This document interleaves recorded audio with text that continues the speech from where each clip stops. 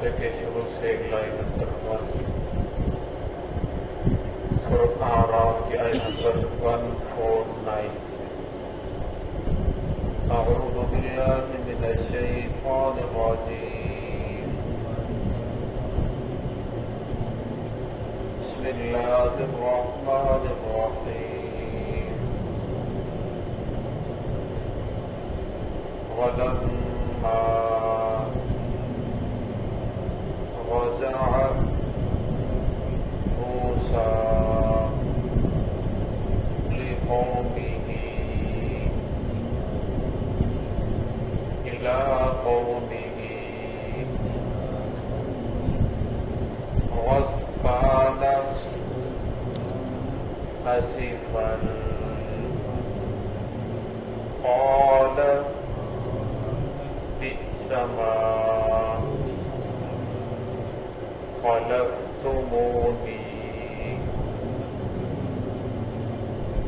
من بعدي عجلتم أمر ربكم فألقى الألواح وأخذ برأس أخيه يجره إليه قال ابن أم إن القوم استضعفوني وكانوا يقتلونني فلا تشمت بي الأعداء ولا تجعلني مع القوم الظالمين. بسم الله الرحمن الرحيم ولما رجع موسى إلى قومه غضبان آسفا قال بئس ما خلفتموني من بعدي عجلتم أمر ربكم وألقى الألواح وأخذ برأس أخيه يجره إليه قال ابن أم إن القوم استضعفوني وكانوا يقتلونني فلا تشمت بي الأعداء ولا تجعلني مع القوم الظالمين. ولما رجع موسیٰ جب لوٹے موسیٰ علیہ السلام الى قومه اپنی قوم کی طرف غضبان آسفا بہت زیادہ غصے میں تھے اور افسوس کر رہے تھے. قال بئس ما خلفتمونی اور کہا انہوں نے اپنی قوم کو بئس ما خلفتمونی تم نے بہت بری خلافت کی ہے من بعدی میرے دور پر چلے جانے کے بعد عاجلتم امر ربکم کہ تم نے جلدی کی ہے اپنے رب کے حکم کے بارے میں وَأَلْقَى الْأَلْوَاحَ اور جلدی سے رکھ دیا ان تختیوں کو تورات کو وَأَخَذَ بِرَأْسِ أَخِيهِ اور پکڑ لیا اپنے بھائی کے بالوں کو يَجُرُّهُ إِلَيْهِ اور انہیں اپنی طرف کھینچا. قال ابن أم ہارون علیہ السلام نے فرمایا اے میری ماں کے بیٹے إِنَّ الْقَوْمَ اسْتَضْعَفُونِي بے شک قوم نے مجھے کمزور سمجھ لیا تھا. وَكَادُوا يَقْتُلُونَنِي قریب تھا کہ وہ مجھے قتل کر دیتے. فَلَا تُشْمِتْ بِي الْأَعْدَاءَ بس آپ نہ خوش کریں میرے دشمنوں کو. وَلَا تَجْعَلْنِي مَعَ الْقَوْمِ الظَّالِمِينَ اور نہ بنائے مجھے ظالم قوم کے ساتھ. موسیٰ علیہ السلام کا درگاہ کر رہا تھا کہ موسیٰ علیہ السلام اس وقت دور سے تورات لے کر واپس آئے اور آ کر دیکھا کہ قوم نے بچڑے کی عبادت کرنا شروع کر دی ہے خدا کو چھوڑ کر، تو موسیٰ علیہ السلام کے اوپر غصہ غالب آ گیا کہ اس قوم کو میں فرعون کے ظلم و جبر سے نکال کر یہاں لایا ہوں، جو فرعون ان کے اوپر اتنا زیادہ ظلم کرتا تھا، اور پھر سمندر چیر کر یہاں اللہ کی رحمت کے سائے تلے ہم لوگ پہنچے ہیں، اور ان لوگوں نے یہاں آ کر کیا کرنا شروع کر دیا۔ تو موسیٰ علیہ السلام کو بہت زیادہ غصہ آیا، اور غصے کے اندر آ کر انہوں نے کہا قال بئس ما خلقتمونی، میری قوم تم نے بہت زیادہ بری خلافت کی ہے میرے چلے جانے کے بعد، جو نمائندگی جو بہت بری کی ہے من بعد میں دور پر چلے جانے کے بعد۔ اب موسیٰ علیہ السلام کو دکھ ہوا، تکلیف ہوئی، بہت زیادہ پریشانی ہوئی۔ اب پریشانی کے اندر آ کر موسیٰ علیہ السلام نے یہ فرمایا، اب اگر دیکھا جائے غور و فکر کیا جائے کہ بنی اسرائیلیوں نے اپنے نبی کی نافرمانی کی، بری خلافت کی، موسیٰ علیہ السلام کو تکلیف پہنچائی۔ آج ہم اپنے بارے میں سوچیں کہ ہم اپنے نبی کے دنیا سے تشریف لے جانے کے بعد محمد الرسول اللہ صلی اللہ علیہ وسلم کی خلافت کا حق ادا کر رہے ہیں یا نہیں کر رہے ہیں۔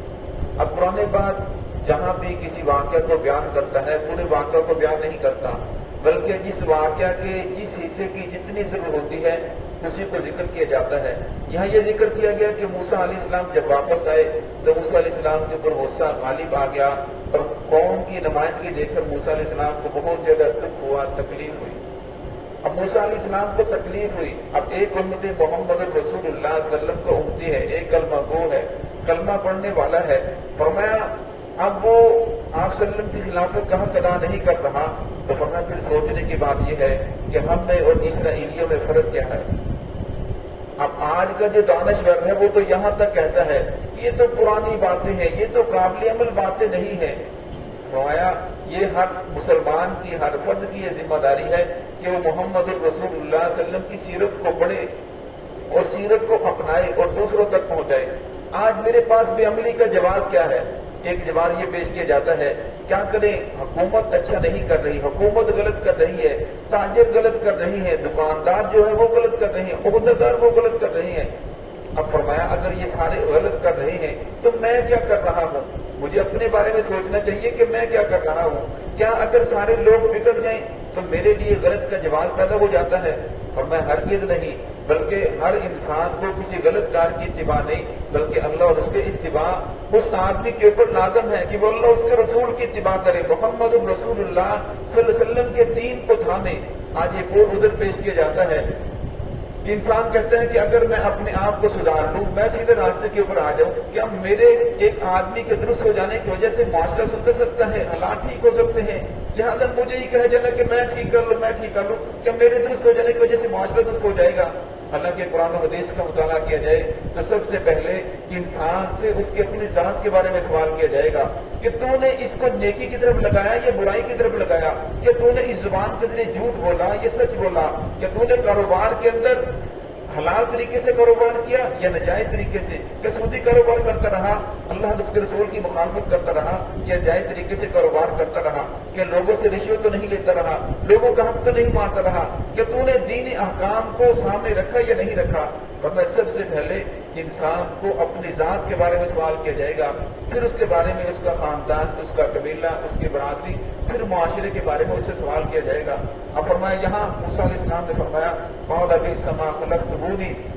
میری قوم تم نے بہت زیادہ تکلیف پہنچائی ہے میرے چلے جانے کے بعد۔ فرمایا انسان جب قیامت کا منظر سامنے دیکھتا ہے، فرمایا جب قیامت کا منظر ہوگا لوگ اپنی اپنی قبروں سے نکلیں گے، جس طرح ایک مقناطیس ہوتا ہے، میدان حشر ایک مقناطیس کی طرح ہوگا، تو لوگ کھینچے چلے آ رہے ہوں گے میدان حشر کی طرف، اور ہر آدمی، ہر امتی اپنے اپنے نبی کے جھنڈے تلے کھڑا ہوگا اور اپنے اپنے نبی کو ڈھونڈ رہا ہوگا، اس کے جھنڈے کے نیچے باندھ رہے ہوں گے، وہاں جا کر لوگوں کو سکون ملے گا، وہاں ٹھہریں گے۔ تو فرمایا قرآن پاک کی آیت ہے 19واں پارہ سورہ فرقان آیت نمبر 30 کے اندر اللہ بشار فرماتے ہیں، اس پس منظر کا نقشہ کھینچتے ہیں، فرمایا لوگ باندھ رہے ہوں گے، امتی مسلمان باندھ رہے ہوں گے محمد الرسول اللہ صلی اللہ علیہ وسلم کے جھنڈے کے نیچے جمع ہونے کے لیے، لیکن فرمایا اللہ کے نبی ارشاد فرمائیں گے ان قوم اتخذوا ھذا القرآن مہجورا، رب العالمین ان لوگوں کو مجھ سے دور کر دیں۔ یہ وہ لوگ ہیں جنہوں نے قرآن پاک کو بالکل چھوڑ دیا تھا۔ اب جس قرآن پاک کو نافذ کرنے کے لیے محمد الرسول اللہ صلی اللہ علیہ وسلم نے ساری زندگی محنت کی، لوگوں کو ایک معاشرہ افراد تیار کیے، ایک معاشرہ بنایا، ایک ریاست قائم کی، اب فرمایا ایک کلمہ وہ اس قرآن پاک کو چھوڑ کر بالکل بیٹھ جائے. اب فرمایا غور و فکر کرنے کی بات یہ ہے کہ قیامت والے دن جب میرے اور تیرے پاس آخری سہارا محمد الرسول اللہ صلی اللہ علیہ وسلم کی ذات ہوگی, انسان کہے کہ اب سے گیا تو اللہ کے نبی سفارش کریں گے تو میں نکل جاؤں گا. فرمایا اگر اللہ کے نبی نے میرے اور تیرے خلاف مقدمہ درج کر دیا, انکم اتخذوا ھذا القرآن مہجورا, رب العالمین ان لوگوں کو مجھ سے دور کر دیں. یہ وہ لوگ ہیں جنہوں نے دل سے چلے جانے کے بعد, میرے چلے جانے کے بعد قرآن پاک کو بالکل یہ چھوڑ دیا تھا. اور فرمایا غور و فکر کرنے کی بات یہ ہے کہ کیا اس آیت کے ضمن کے اندر میں تو نہیں آ رہا کہ میری زندگی کے اندر قرآن پاک کے احکام ہے یا نہیں ہے, کیا میری زندگی قرآن پاک کے اندر ہے یا قرآن پاک سے باہر چل رہی ہے, یا میری زندگی کے اندر قرآن پاک کے احکام ہے اس کے اوپر میں عمل کر رہا ہوں یا نہیں کر رہا. اگر نہیں کر رہا تو پھر غور و فکر کرنے کی بات ہے, جہاں سے رحمت بڑھتی ہے وہاں سے مجھے دھلکار نہ دیا جائے. فرمایا جب بھی آپ قرآن پاک کو پڑھیں, قرآن پاک کا کوئی قصہ پڑھیں, واقعہ پڑھیں, تو فرمایا محض قصہ کے لیے نہ سنیں, محض قصہ کے لیے نہ پڑھیں, بلکہ قرآن پاک کے حالات کو اپنے حالات کے اوپر منطبق کریں. قرآن پاک ایک آئینہ دکھاتا ہے, فرمایا اس آئینے کے اندر انسان نے اپنے آپ کو تلاش کرنا ہوتا ہے. تو موسیٰ علیہ السلام نے فرمایا عاجلتم امر ربکم, کہ تم نے اپنے رب کے حکم کے بارے میں جلدی کی, میں تورات لینے کے لیے گیا, تم نے اتنا بھی صبر نہ کیا اور اپنی عقل کے اوپر بھروسہ کر کے تم لوگوں نے بچڑے کو خدا بنا لیا, اس کی پوجا کرنا شروع کر دی. وَأَلْقَى الْأَلْوَاحَ, اور جو ہاتھ کے اندر تختیاں تھی تورات کی وہ جلدی سے رکھی. وَأَخَذَ بِرَأْسِ يَدَيْهِ يَجُرُّهُ إِلَيْهِ, اور اپنے بھائی کے سر کے بالوں کو پکڑا اور اپنی طرف يَجُرُّهُ إِلَيْهِ, اپنی طرف کھینچا, کیونکہ ہارون علیہ السلام کے دل کے بہت زیادہ نرمی تھی, طبیعت کے اندر جمال تھا. تو انہوں نے سوچا کہ شاید میرے بھائی کی نرمی کی وجہ سے قوم گمراہ ہو گئی. تو آگے سے ہارون علیہ السلام نے فرمایا قال ابن ام ان القوم مستضعفون, یہ میری ماں کے بیٹے, میں نے قوم کو بہت سمجھایا لیکن قوم نے مجھے کمزور سمجھ لیا, میرے ساتھ صرف چند لوگ تھے, باقی سارے کے سارے بچڑے کی عبادت کرنے والے. کہا تو نہیں اب نہیں, قریب تھا کہ یہ لوگ مجھے قتل کر دیتے. اب موسیٰ علیہ السلام نے قرآن پاک میں دوسری جگہ اس کی تفصیل ہے کہ موسیٰ علیہ السلام نے فرمایا کہ میں نے قتل کے ڈر کی وجہ سے نہیں رکا کہ لوگ مجھے قتل کر دیں گے, بلکہ میں تو اس لیے رک گیا کہ آپ کہیں گے کہ آپ نے قوم کے اندر تفرقہ ڈال دیا, کچھ لوگ میرے قتل کے در پہ ہو جائیں, کچھ لوگ مجھے بچانے کے در پہ ہو جائیں. اس لیے میں اس حد تک نہیں گیا کہ ان کو میں روکنے کے لیے اس حد تک نہیں پہنچا. جب میں نے دیکھا کہ یہ لوگ میری بات نہیں مان رہے تو لہذا میں خاموش ہو گیا. فلا تحمد بی الاعداء, آپ دشمنوں کو خوش نہ کریں میرے پکڑ کر. اب لوگ کہیں گے کہ دیکھو دونوں نبی ہیں, دونوں بھائی آپس کے اندر لڑ رہے ہیں, لہٰذا آپ ہمارے دشمنوں کو خوش نہ کریں. ولا تجعلنی مع القوم الظالمین, اور نہ بنائیں مجھے ظالم قوم کے ساتھ, میں نے ظلم نہیں کیا. ورنہ اس آیت سے ہمیں ایک سبق یہ بھی ملتا ہے کہ انسان کبھی بھی اپنے مفاد کی خاطر, اپنے ذاتی مفاد کی خاطر قوم کے اندر تفرقہ نہ لے, قوم کے اندر بگاڑ پیدا نہ کرے. جس طرح آج کل کے ہمارے حکمران ہیں اپنے ذاتی مفاد کی خاطر قوم کے اندر بگاڑ پیدا کر دیتے ہیں, تفرقہ ڈال دیتے ہیں. جب اوپر والی سطح پہ دیکھا جائے وہ سارے کے سارے آپس کے اندر ٹھیک ہوتے ہیں اور وجہ سے عوام لڑ کر مر رہی ہے. تو فرمایا جب بھی ایسا موقع آ جائے تو انسان کو یہ دیکھنا چاہیے کہ